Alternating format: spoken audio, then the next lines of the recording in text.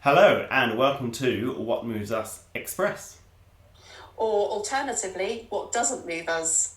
a daily podcast throughout this disrupted season Brought to you from sunny Brighton and at Nine Elms in London. Hello again. Who have Hi, we got on the Liam. line today? Hello. Oh, this is Deb Carson. Hello. Hi, Thanks Deb. for inviting me. That's no problem.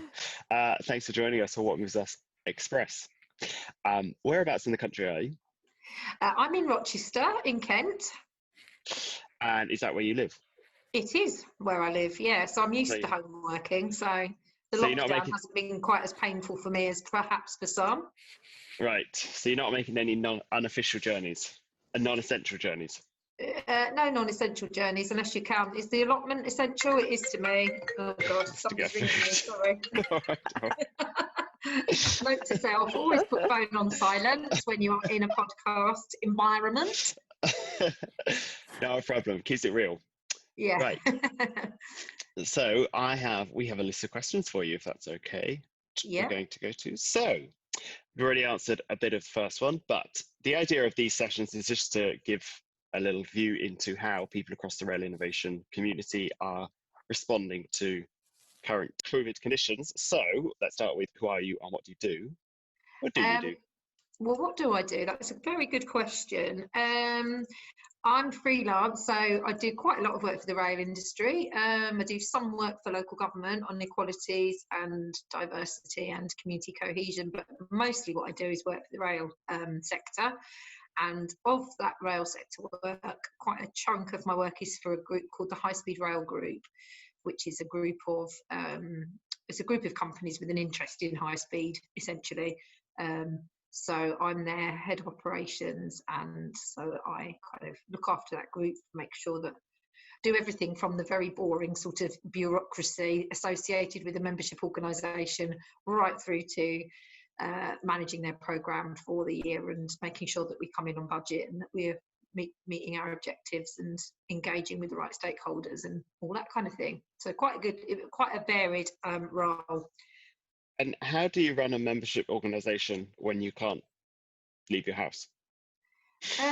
Well, we just use, we've just been sort of, as I'm sure everyone else in the country's been doing, switching our engagement from face-to-face to kind of platforms like this one. So, Zoom, Skype, Microsoft Teams, etc., which has had its challenges initially because obviously all of the companies all use different types of platforms and everyone's kind of trying to get to grips with having, companies, employees, much more employees working at home than they would be used to. So I think it's taken everyone a little while to kind of settle in. But Right. we've had some pretty successful meetings. We had our big strategy meeting, which we have every 2 months, which is usually face-to-face, and it's usually all of our main full members, which is 22 big companies.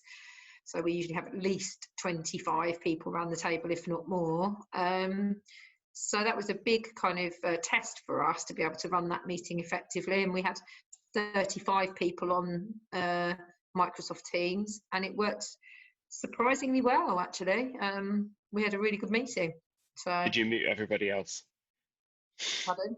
Did you mute everybody else so only you could talk? No.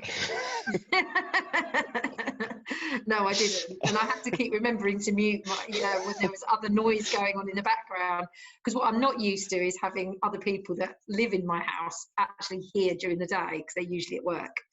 So, Okay. so there was some quite funny things, like someone from, I won't say who it was, but we had HS2 Limited on the call, and part way through you could hear this little voice going, "Daddy, Daddy, Daddy." And then they said, "Look, all right then, I'm just going to have to mute myself and go and just put this bit of Lego together." So I was like, "Okay, you go do that." And then I was actually on a video call this morning, and I could just see this cat came across the back of someone's chair. It's actually quite entertaining. So you get this little spy hole into people's lives, which is hilarious, actually. So yeah.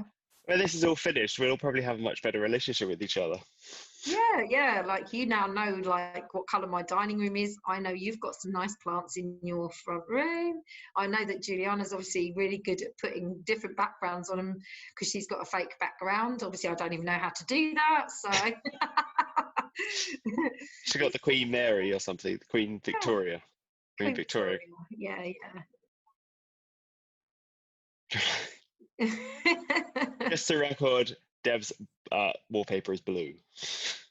Yeah, it's just paint actually, it's not wallpaper. All right. Yeah, that's fine. Yeah. So, keeping to our 10 minutes is Sorry, yes. obviously how you're impacted by events. You've told us that. On behalf of your industries, what would you be saying to the government at the moment as to how your industry can help get us through this event? Well, I mean, you know, there's been lots of stuff in the media recently about obviously safe working practices, and HS2 Limited and all of our contractors on the project are looking very carefully at how they can continue on some of the sites safely. There's only a few sites actually that are actively operational at the moment on the HS2 work. That's being reviewed on a, you know, probably an hourly basis, but certainly on a daily basis. So I mean, that's just going to be an ongoing kind of watching brief, I think.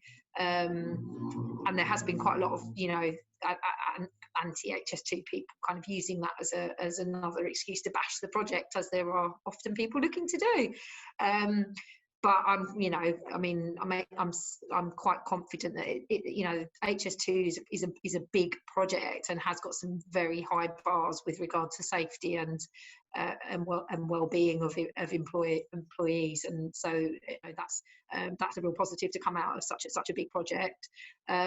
In the longer term, I would suggest that the government are going to be very pleased to have some of these great big infrastructure projects, because let's face it, it doesn't take a genius to work out that we're going to need some of these really big projects to get our economy kick-started again once all this is over, because we are going to be you know, the economy is grinding to a halt as we speak, and the only way that anything is going to, you know, to kind of drag that back up is by people going out and being productive and doing stuff. So it's going to be a big, I'd say it's going to be a big part of that.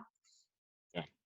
Okay, so that's probably a positive. So last question is, what are the positives you see having gone through this episode?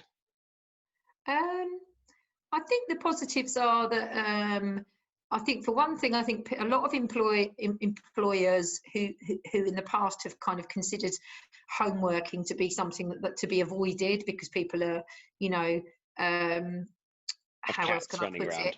Taking the piss, sitting at home, not working, you know, doing the washing, what have you. And I think actually most people are actually really quite efficient and productive at home, and I think that actually employers will realise that, and actually it will make people, you know, enable people to work much more flexibly. I mean, I appreciate that some companies are very, very forward thinking around that, but I think there's a lot that aren't. So I think that will probably change, and that's a positive.